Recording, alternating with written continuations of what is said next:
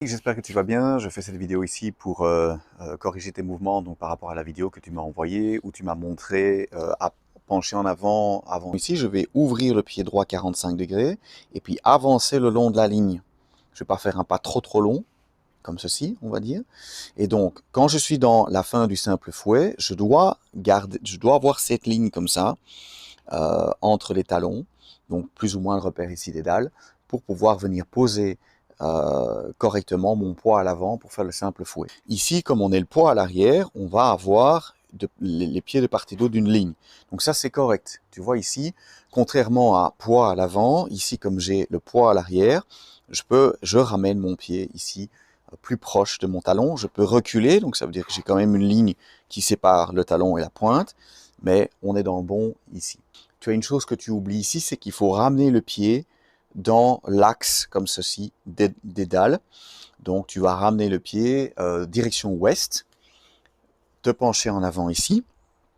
Tu as donc ton pied ici qui est ouvert sud-ouest et ton pied droit qui est en direction de l'ouest. Ça tu oublies, donc j'ai remarqué que tu essayais de descendre comme ça ici, ça va tirer, ça va empêcher de descendre parce que tu dois ici pivoter sur le talon pour rentrer la pointe comme ceci. Tu vas visualiser qu'il y a un bâton, quelque chose qui va au-delà des doigts comme ceci.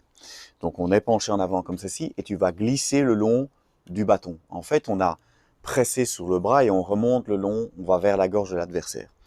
Pourquoi est-ce que c'est intéressant d'utiliser le bâton ici comme point de repère? Parce que quand tu reviens, tu vas passer le bras au-delà du bâton comme ceci pour le ramener ici, pour préparer la suite du mouvement. Tu peux faire un exercice d'étirement. Si tu as une chaise, tu peux faire cet exercice d'étirement en posant par exemple le pied dans un premier temps, comme ceci, pour t'habituer à avoir le pied posé comme ceci. Ça va? Après, tu peux arriver à tenir le pied sans le poser sur la chaise.